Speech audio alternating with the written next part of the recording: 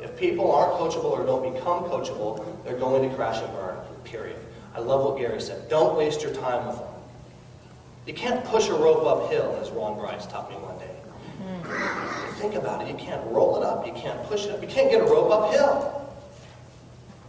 You can't talk somebody into wanting something that matters. You can't talk people into caring about their health. You can't talk people into caring about their financial situation. You find them. The fourth reason people don't reach their objectives in this industry is because they're inconsistent or they quit. I call it playing Xango. I go to every meeting. I say, how's it going? How's it going? Jim, how's your business going? Great. Great. I can see the back office. It's not going great. It's not going great. Let's make it go great. So what do we need to do to make it go great? Well, we need to select the right people. I don't believe that you build builders, and a builder is somebody. Ryan's a builder. So many of you are builders, have proven to be builders. You always show up. You get out of your comfort zone. You offer to help out. You talk to people. I love Jerome last night telling me his dreams. I don't believe you pound a square peg into a round hole. I believe that you find them. I find Kenny's with a dream. I find Jerome who says, I've envisioned from day one, every time I go to a meeting, every day when I wake up in the morning, I picture myself crossing the stage. Is that right? As a premier. And then a 100K premier. I want people who aren't willing to let go of their dreams. Kenny's not, see, he's going to be successful, whether it's this or something else. I know this is his best option.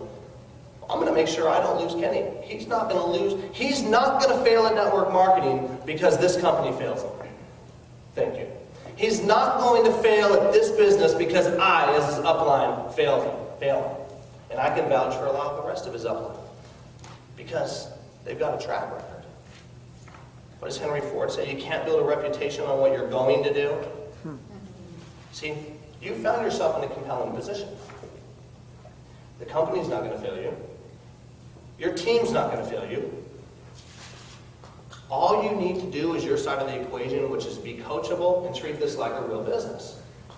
Be coachable, everybody thinks they are. Few truly prove to be. If you think about it after this meeting, well, maybe I haven't been coachable. I'm not making eye contact. Change it. See, I wasn't coachable for a year.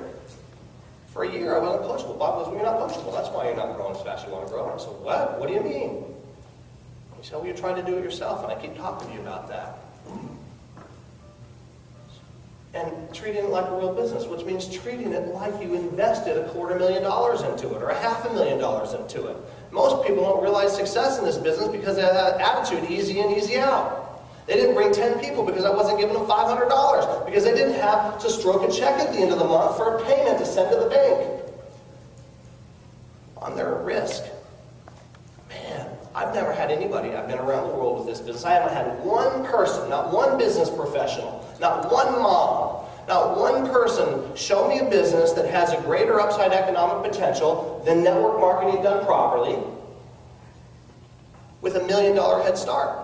PJ, I'll give you $1 million head start. Show me a business we can start for $1 million that has this upside economic potential, not to mention the freedom that the type of income can offer us. It doesn't exist. Man, I get excited about this. I hope you guys are excited too. But my dad used to say, and my mom used to say, get good at something that makes you successful.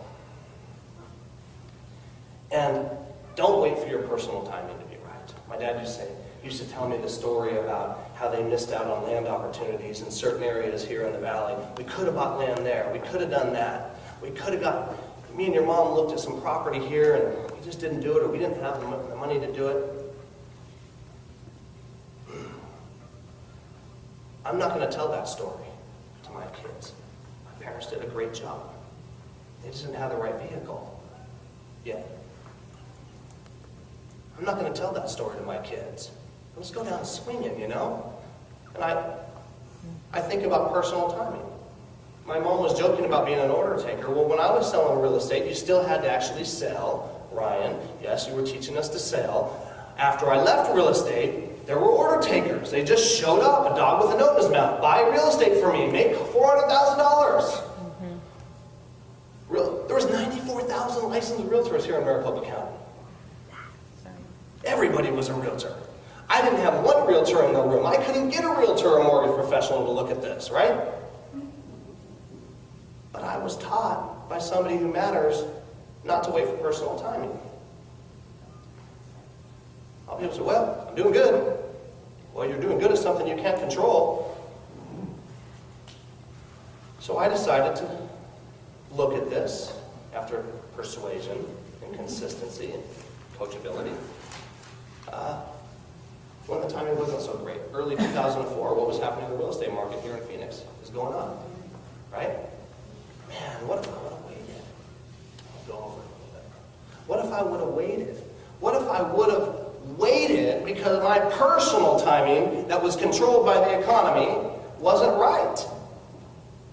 Man, when my first real estate friend joined us, we were making $50,000 a month.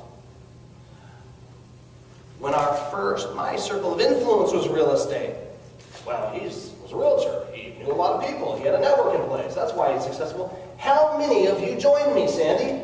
How many of my real estate friends? I couldn't even get you guys to look at it because their personal timing wasn't right. I just had somebody who mattered just happened to tell me, don't wait for personal timing, and it changed my life. So, man, don't make people's mind up for them. Maybe the second biggest mistake I think people make is assuming people won't be interested. Making people's mind up for them. What if I would have assumed Ryan wouldn't have been interested?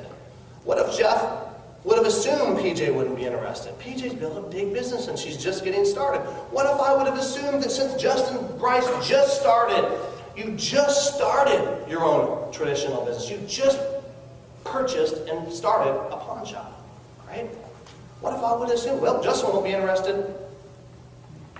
How many people are in your group?